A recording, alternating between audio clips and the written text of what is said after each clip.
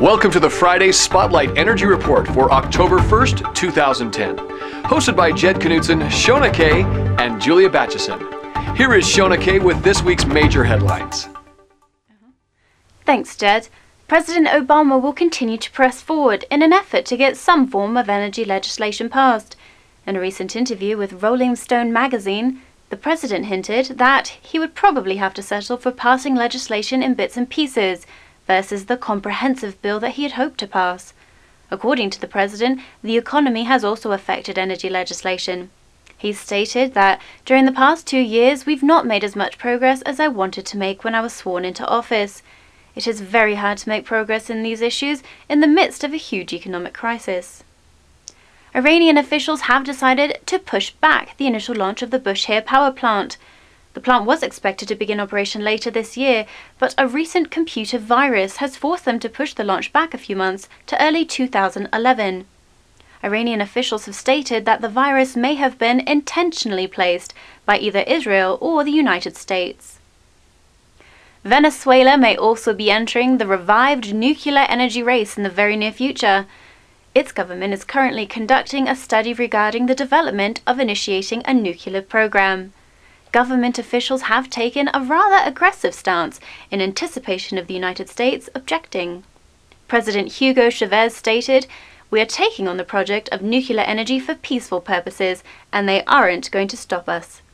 It is considered that the they he was referring to is in fact the United States government. The United Nations International Atomic Energy Agency now has a new governing body. Pakistan assumed the chair of the Board of Governors on Monday. This is the first time since Pakistan's testing of 6 nuclear bombs in 1998 that a Pakistan official has held this position. Clean coal technology received a major boost as the Department of Energy recently announced that Clean Coal Project FutureGen would receive $1 billion in stimulus funding. The awarding of this funding managed to beat the deadline for stimulus funding barely, as the final date to use the money was September 30th. In addition to the government funding, the project has also received private financing.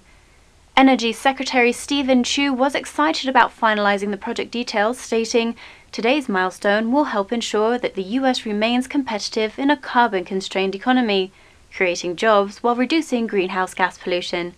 Now over to Jed for our top energy news stories in the United States. Thanks, Shona.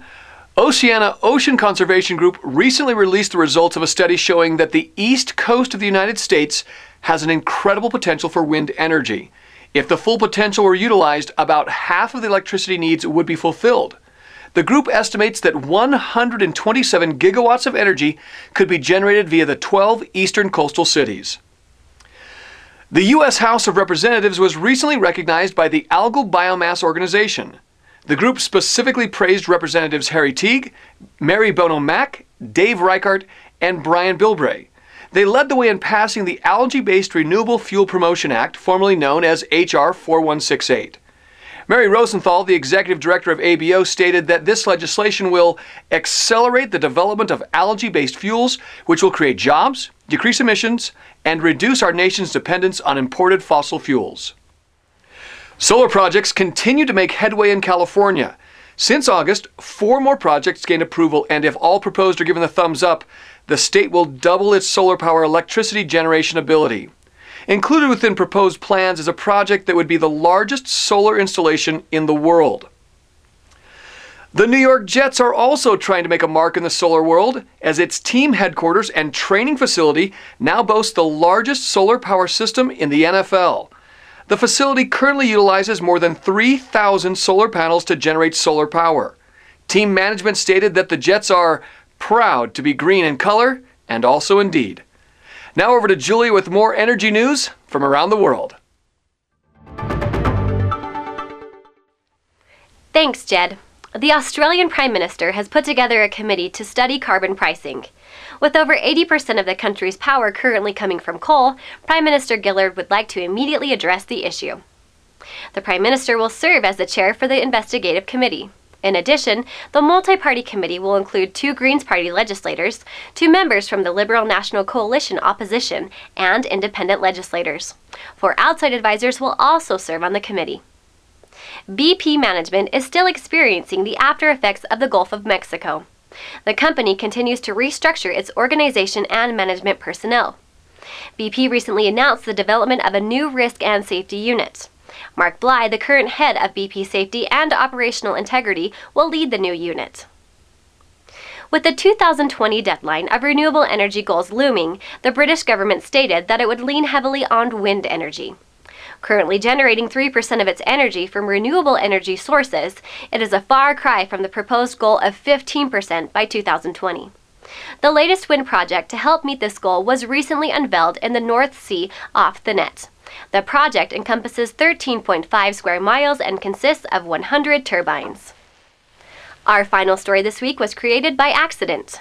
Canadian researchers were screening various algae samples for nutraceutical ingredients when they stumbled upon a single-celled microorganism that actually produces triacylglycerol oil. This oil is a base for biofuel. Companies and researchers alike are now lining up at Ocean Nutrition Canada for a chance to pursue its discovery. Ian Lucas, the Executive Vice President of Innovation and Strategy for Ocean Nutrition Canada, said, "We got extremely lucky. This certainly isn't our core business, but we've been told by experts that this is the most effective organism for the production of oil identified in the world to date." This is your energy news for this week. For more headlines, visit us at worldenergymedia.com. This is Julia Batchison for Jed Knutson and Shona Kay at World Energy Media. Thanks for watching and have a great day.